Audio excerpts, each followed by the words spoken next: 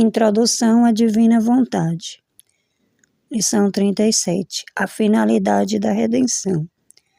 Vamos continuar com a leitura do volume 11, capítulo 45, que trata da paixão de Jesus.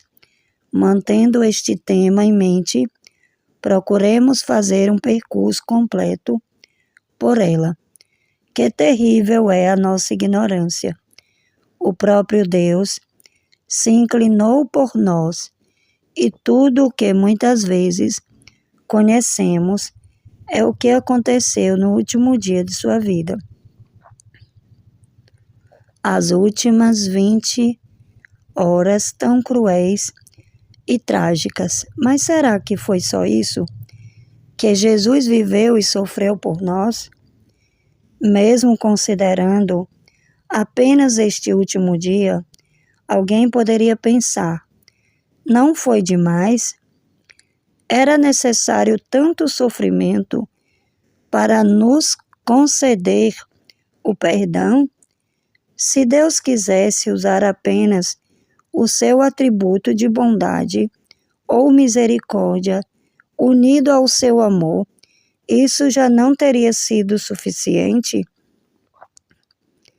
Talvez bastasse uma lágrima, uma única gota de sangue de Jesus para conquistar a redenção de toda a família humana.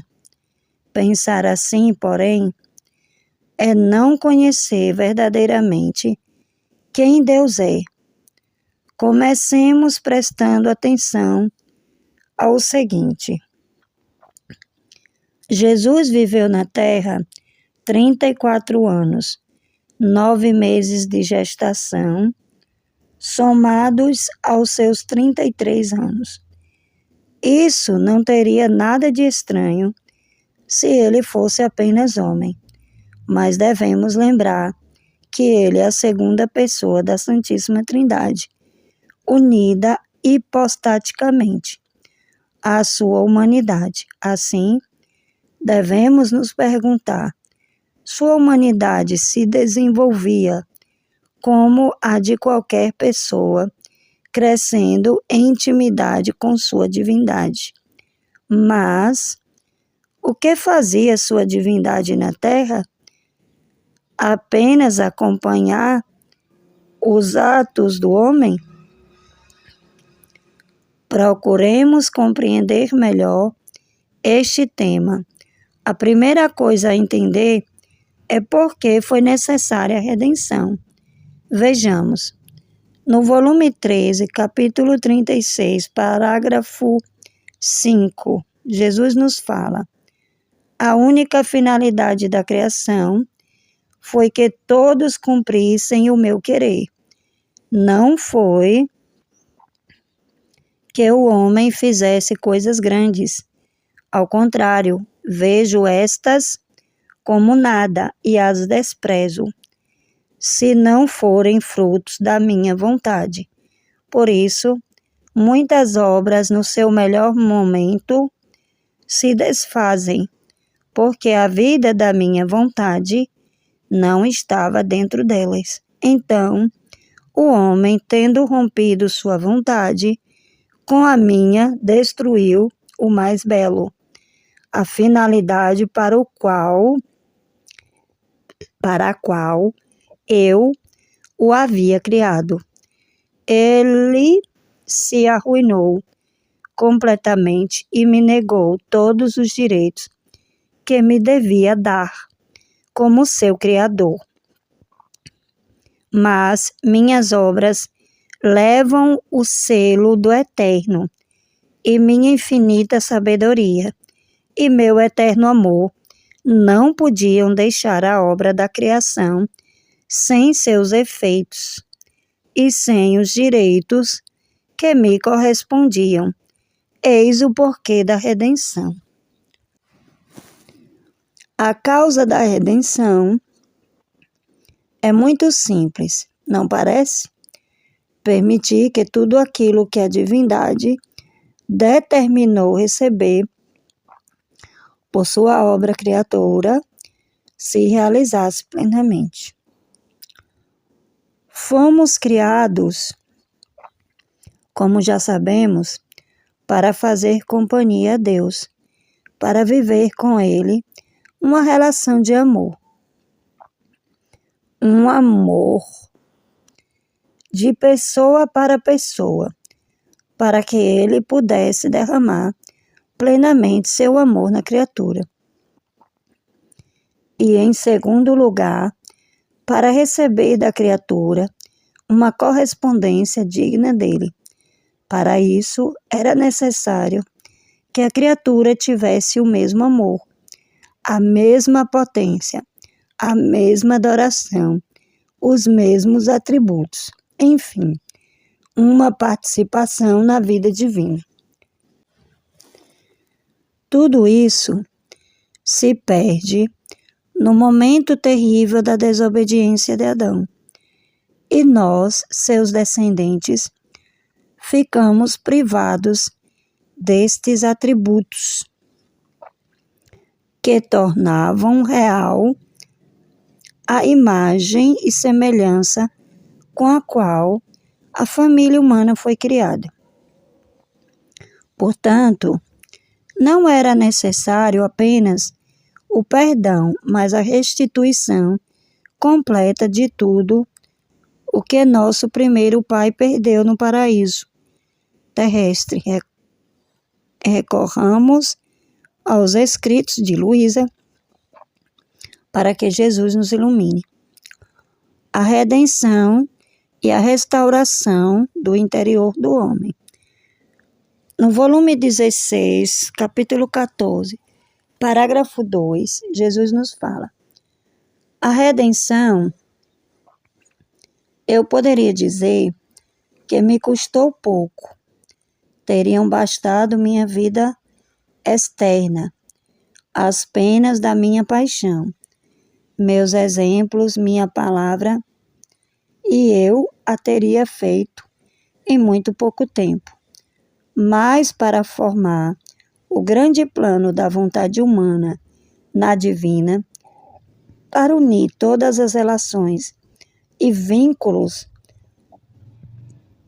por ela desperdiçados, tive de pôr todo o meu interior, toda a minha vida oculta, todas as minhas penas íntimas, que são mais duradouras e mais intensas do que minhas penas externas e que ainda não são conhecidas.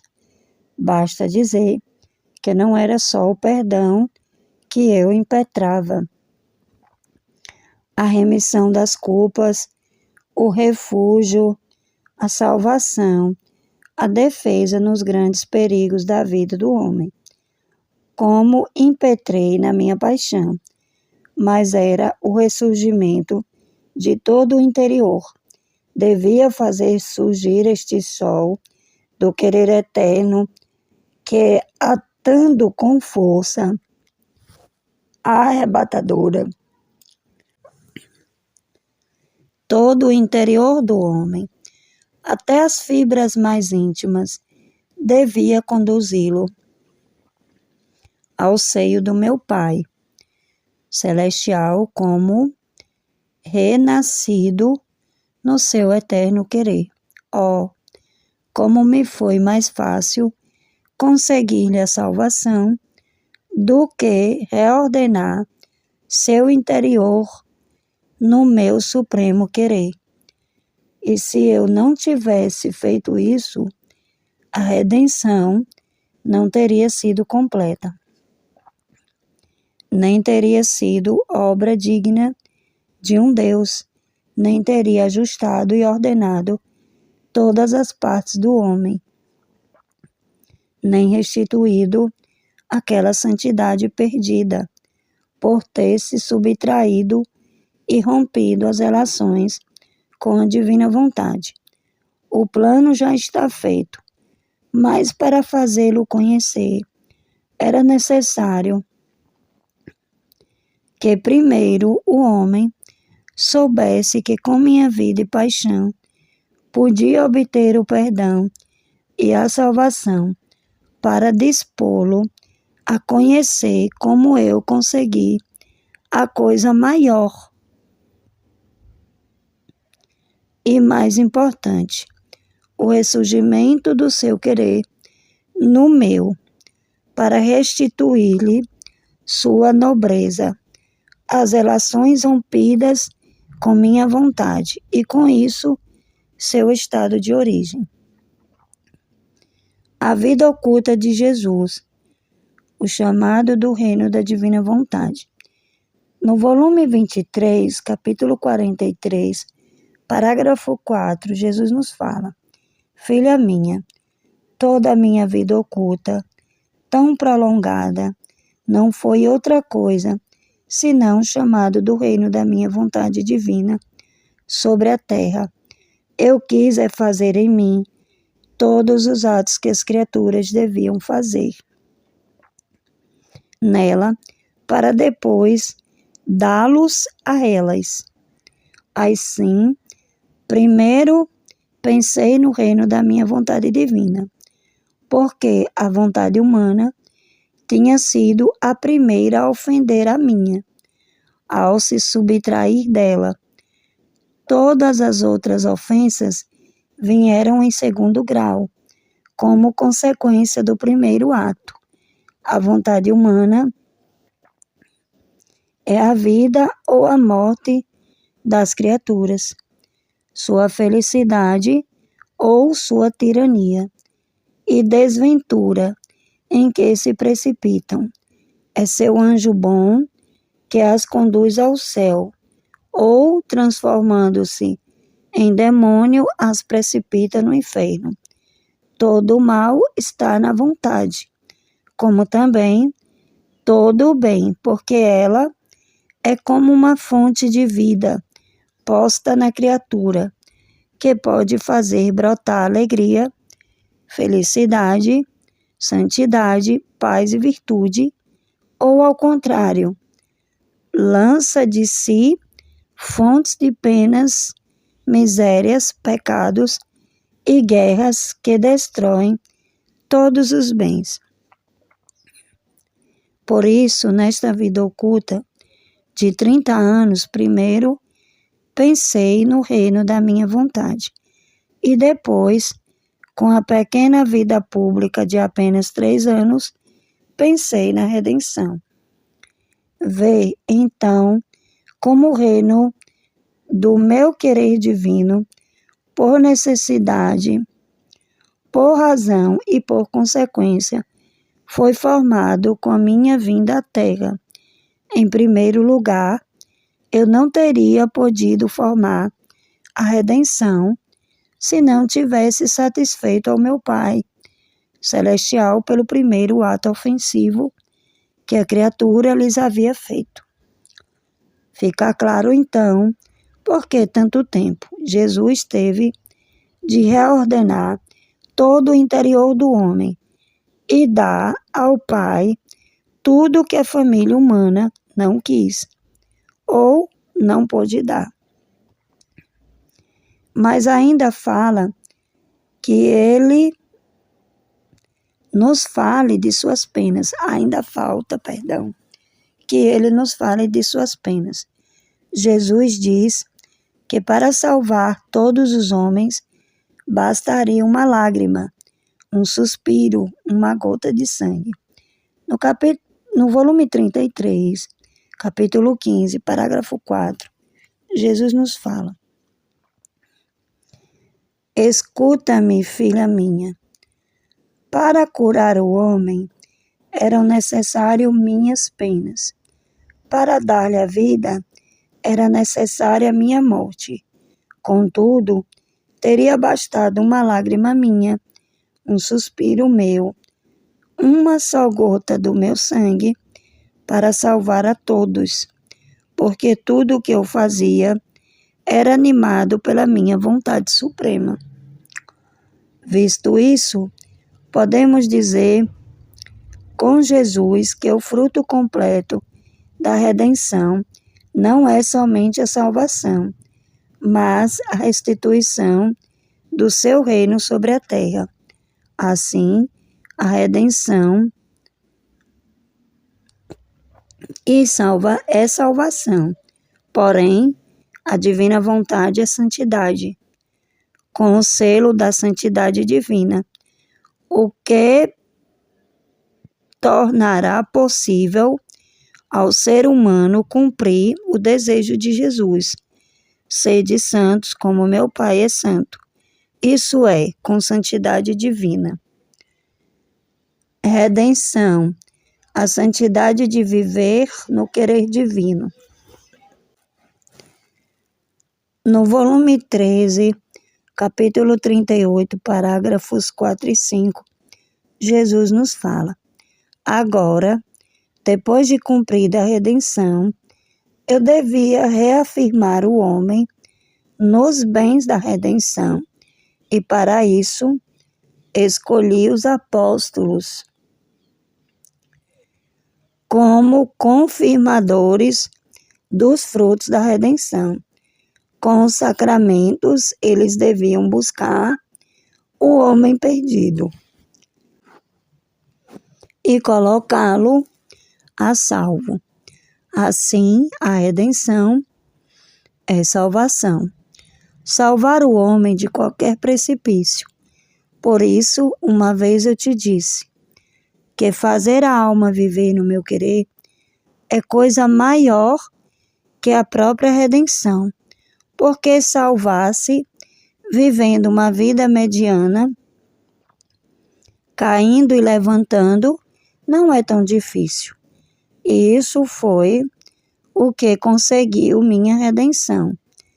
Eu queria salvar o homem a qualquer custo e confiei isso aos apóstolos como depositários dos frutos da redenção.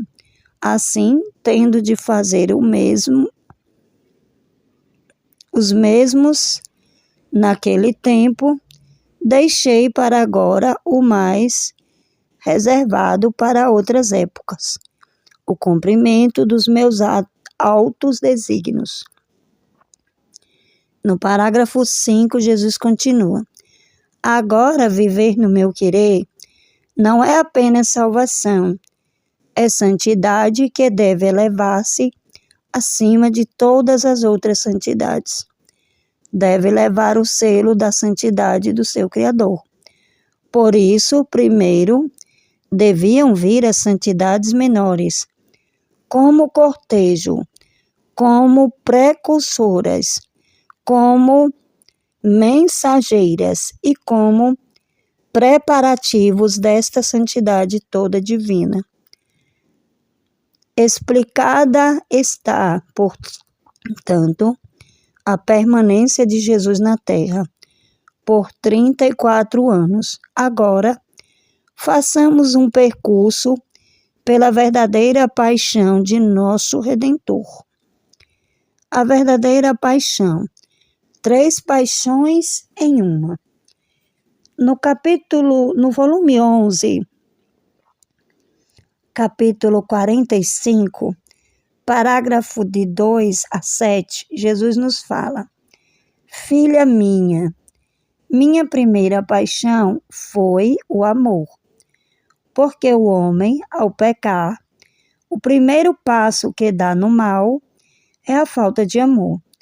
Portanto, faltando o amor, precipita-se na culpa. Por isso, o amor, para refazer em mim esta falta de amor das criaturas, fez-me sofrer mais do que tudo. Quase me triturou, como sob uma prensa. Deu-me tantas mortes. Quantas criaturas recebem a vida? O segundo passo que acontece na culpa é defraudar a glória de Deus. E o Pai, para refazer-se da glória tirada pelas criaturas, fez-me sofrer a paixão do pecado. Isso é, cada culpa me dava uma paixão especial. Se a paixão foi uma, o pecado, ao contrário, deu-me tantas paixões quantas culpas serão cometidas. até o fim do mundo. E assim se refez a glória do Pai. O terceiro efeito que a culpa produz é a fraqueza no homem. Por isso, quis sofrer a paixão pelas mãos dos judeus. Esta é a minha terceira paixão, para refazer o homem da força perdida. Assim, com a paixão do amor, refez-se e pôs-se em justo nível o amor. Com a paixão do pecado, refez-se e pôs-se a nível a glória do Pai. Com a paixão dos judeus, refez-se, pôs-se a nível e refez-se a força das criaturas. Tudo isso eu sofri no horto. Foi tal e tanto o sofrimento, as mortes que sofri, os espasmos atrozes, que eu teria morrido de verdade, se a vontade do Pai tivesse chegado a querer que eu morresse. Depois, Luísa continua meditando quando Jesus é lançado à torrente Cédron. Jesus aparece num estado que comove a piedade, todo banhado naquelas águas imundas, e diz: Filha minha, ao criar a alma, eu a vesti com um manto de luz e de beleza. O pecado tira esse manto e a cobre com um manto de trevas e fealidade, tornando-a repugnante e nauseante.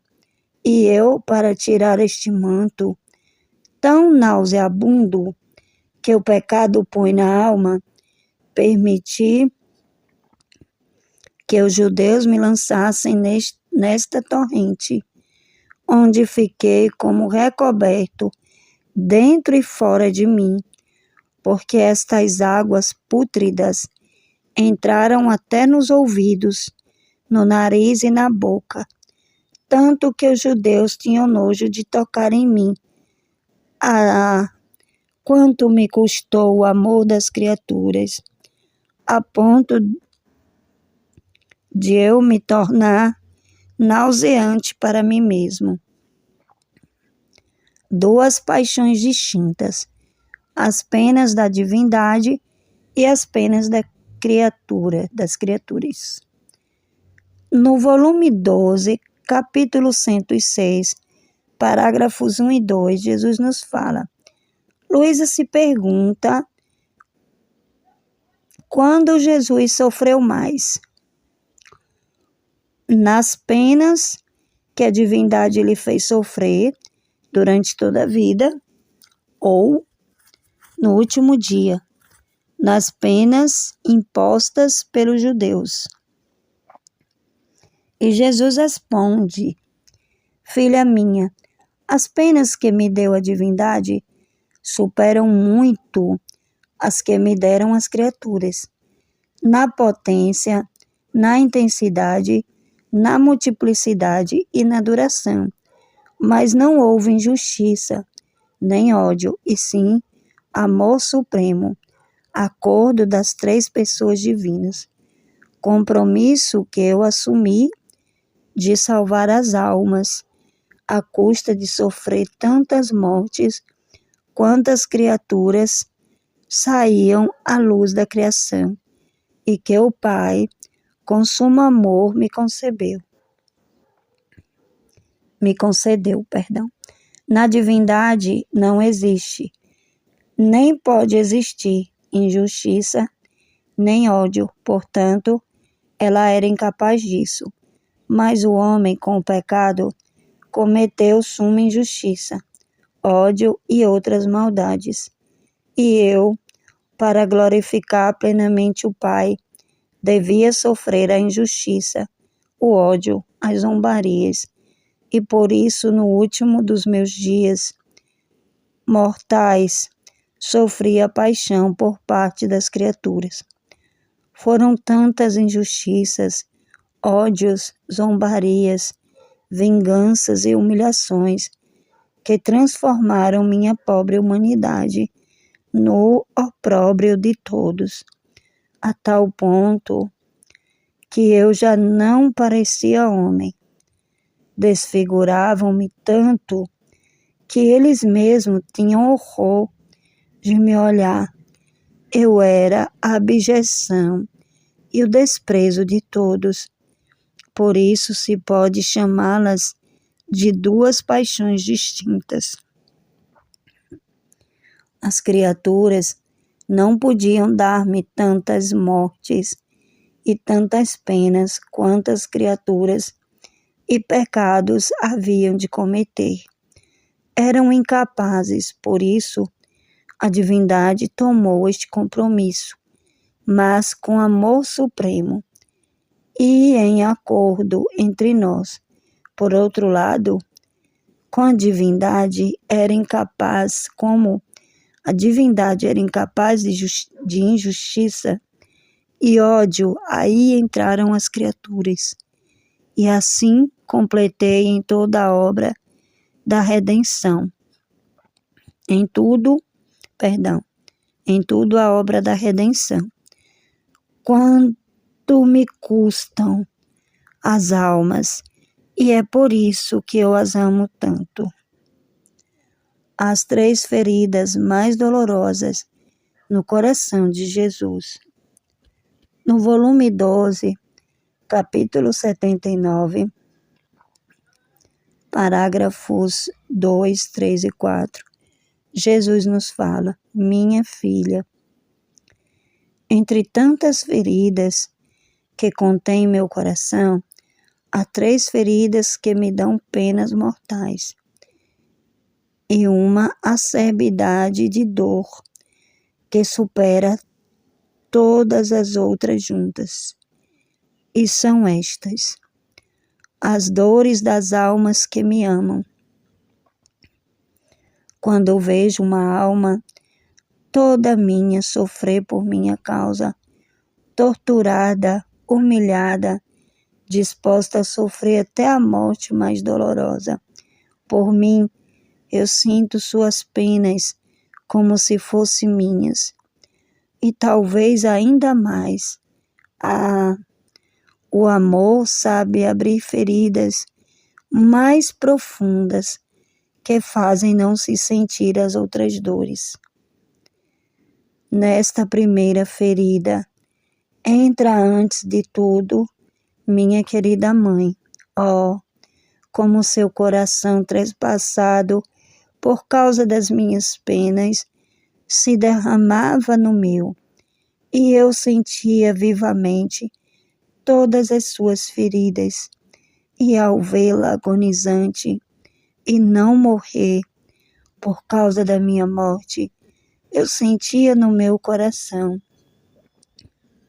o rasgo e a dureza do seu martírio, e sentia as dores da minha morte, que o coração da minha amada mãe sentia. Por isso meu coração morria junto.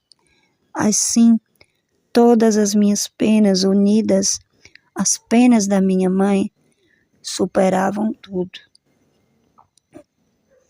Nesta ferida entram todas as almas que sofrem por minha causa e somente por amor. Aqui entras tu, e ainda que todos me ofendam e não me amem, eu encontro em ti o amor que me pode suprir por todos. Por isso, quando as criaturas me expulsam e me obrigam a fugir delas, eu venho depressa refugiar-me em ti, como no meu esconderijo, e encontrando meu amor, não o delas, digo, não me arrependo de ter criado o céu e a terra e de ter sofrido tanto. Uma alma que me ama e sofre por mim é todo o meu contentamento, minha felicidade, minha compensação. por tudo o que fiz. Porém, essa ferida de amor, sendo a mais dolorosa, contém dois efeitos. Ao mesmo tempo, dai-me dor intensa e suma alegria, amargura indivisível e doçura indivisível, morte dolorosa e vida gloriosa. A ingratidão, a segunda ferida mortal do meu coração é a ingratidão. A criatura com ingratidão fecha meu coração, melhor dizendo, ela mesma dá 2 voltas na chave. Meu coração se incha porque quer derramar graças e amor e não pode. A criatura os trancou e pôs o selo com a ingratidão. E eu deliro, sem esperança de que esta ferida seja curada, porque a ingratidão a torna sempre mais profunda, dando-me pena mortal. A obstinação. A terceira é a obstinação. Que ferida mortal para meu coração. A obstinação é a destruição de todos os bens que fiz para a criatura. É a assinatura da declaração que a criatura faz de não me conhecer e de não me pertencer mais. É a chave do inferno para o qual a criatura vai precipitar-se.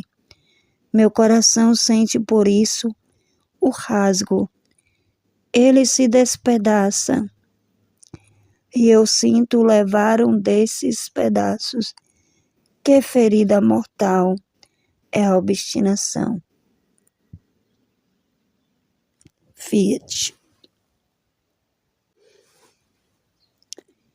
A finalidade da redenção não pode ser compreendida se olhamos apenas para as últimas horas da paixão de Jesus. Muitas vezes conhecemos somente o que aconteceu no último dia de sua vida, as últimas 20 horas marcadas por sofrimentos terríveis, flagelações, humilhações e a crucificação. Contudo, limitar a redenção a estes momentos finais é não compreender plenamente a profundidade da obra que Deus realizou pela humanidade. Surge então uma pergunta que muitas pessoas fazem: era realmente necessário que Jesus sofresse tanto para nos obter o perdão? Não teria bastado um simples ato de misericórdia divina? De fato, segundo os próprios ensinamentos transmitidos por Jesus, a Luísa teria bastado uma lágrima, um suspiro ou uma única gota de seu sangue para salvar toda a humanidade, pois cada ato de Jesus tinha valor infinito, por estar unido à sua vontade divina. Entretanto, o objetivo de sua vinda à Terra não era apenas conceder perdão aos pecados, mas restaurar completamente aquilo que a humanidade havia perdido com a desobediência original. Para compreender isso, é necessário recordar qual foi a finalidade da criação. Deus criou o homem para viver em união com ele, para corresponder ao seu amor e para participar da vida divina. A criatura foi chamada a viver na vontade de Deus, a realizar seus atos em comunhão com o Criador, formando uma relação de amor íntima e verdadeira. Contudo, quando Adão rompeu sua vontade com a vontade divina, essa harmonia foi quebrada. O homem perdeu a ordem interior, perdeu a semelhança viva com Deus e rompeu as relações que o uniam ao seu Criador. Assim, a redenção tornou-se necessária, não apenas para apagar o pecado, mas para restaurar o plano original da criação. Deus não podia deixar sua obra incompleta, pois suas obras têm o selo da eternidade e sua sabedoria e amor não poderiam permitir que a finalidade da criação fosse destruída. Por essa razão, a missão de Jesus foi muito mais profunda do que simplesmente sofrer e morrer na cruz.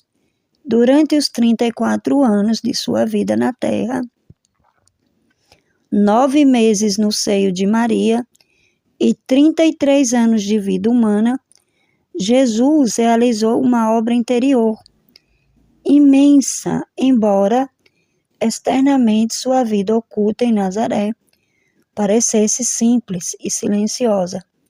Interiormente, ele estava refazendo todos os atos que a humanidade devia ter realizado na divina vontade. Cada pensamento, cada gesto e cada sofrimento de Jesus tinha como objetivo restaurar o interior do homem e reconduzi-lo ao plano original de Deus. Por isso, Jesus explica que sua vida oculta teve um valor imenso, pois nela ele preparou o retorno do reino da divina vontade à terra, antes mesmo de iniciar sua vida pública e realizar a obra visível da redenção. Jesus estava trabalhando para reordenar o interior da humanidade. Isso revela algo fundamental. A redenção não é apenas a salvação do pecado, mas o caminho para que a criatura volte a viver na vontade de Deus. Jesus mesmo afirma que salvar o homem era, de certa forma, mais fácil do que reorganizar seu interior. O perdão poderia ser obtido rapidamente, mas restaurar a vontade humana para que voltasse a viver em harmonia com a vontade divina exigiu toda a sua vida, suas dores íntimas e sua profunda união com o Pai. Ele teve que reparar cada ruptura causada pelo pecado, reconstruindo as relações destruídas entre Deus e a criatura. Assim compreendemos por que Jesus permaneceu tanto tempo na terra e por que sua missão não se limita à paixão visível. Durante 30 anos de vida oculta, ele preparou o terreno para o reino da divina vontade. Somente depois iniciou sua vida pública, de cerca de 3 anos, através da qual anunciou o Evangelho e consumou a redenção com sua paixão e morte. Portanto, a redenção foi o início de um processo maior, que culmina na restauração da santidade original da humanidade. Dentro deste contexto, Jesus revela que sua paixão possui dimensões mais profundas do que normalmente percebemos. Ele fala de 3 grandes paixões interiores que sofreu. A primeira foi a paixão do amor. O primeiro passo que o homem dá no mal é a falta de amor, pois quando o amor desaparece, o pecado encontra espaço para entrar. Por isso, o amor divino quis reparar esta falta de amor das criaturas, fazendo Jesus sofrer profundamente. Ele experimentou dores intensas e mortes interiores correspondentes ao número de criaturas que recebem a vida. A segunda foi a paixão do pecado. O pecado não apenas afasta o homem de Deus, mas também tira a glória que a criatura deveria dar ao Criador. Para reparar esta ofensa, cada pecado cometido pela humanidade causou em Jesus uma dor particular. Assim, ele restituiu a glória devida ao Pai e reparou a injustiça provocada pelas culpas humanas. A terceira foi a paixão sofrida pelas mãos das criaturas. O pecado enfraqueceu o homem, tornando-o incapaz de permanecer firme no bem. Por isso, Jesus aceitou sofrer nas mãos dos homens insultos, humilhações, violência e desprezo, para restaurar a força da humanidade. Estas três dimensões da paixão revelam que Jesus não sofreu apenas fisicamente, mas também interiormente, assumindo em si todo o peso das consequências do pecado humano. Além disso, Jesus explica que houve duas formas de sofrimento em sua vida. Por um lado, as penas vindas da divindade, sofridas durante toda a sua vida, que foram muito mais intensas e profundas, embora impregnadas de amor perfeito. Por outro lado, as penas infligidas pelas criaturas no último dia de sua vida, marcadas por injustiça, ódio e desprezo. Desta maneira, ele reparou tanto as ofensas feitas diretamente a Deus, quanto as injustiças cometidas entre os próprios homens. Por fim, Jesus revela também as feridas mais dolorosas de seu coração. A primeira delas são as dores das almas que o amam e sofrem por amor a ele. Quando uma alma aceita sofrer unida a Jesus, ele sente estas dores profundamente, mas também encontra nelas grande consolação. A segunda ferida é a ingratidão das criaturas, que fecha o coração humano à graça e impede que Deus derrame seus dons. A terceira ferida é a obstinação no pecado, quando a criatura se recusa a converter-se e fecha definitivamente a porta ao amor divino. Assim, essa leitura nos conduz a compreender que a redenção não foi apenas um ato de perdão, mas uma obra de restauração completa. Jesus veio não somente para salvar o homem do pecado, mas para reconduzi-lo à vida na divina vontade. A redenção abriu o caminho da salvação, mas o plano de Deus é ainda maior: restaurar na criatura a santidade original, fazendo-a viver novamente na harmonia perfeita com o querer divino. Desta forma, se cumpre o desejo de Jesus, expresso no Evangelho, que o homem alcance uma santidade verdadeira, refletindo a própria vida de Deus. Fiat, fiat, fiat.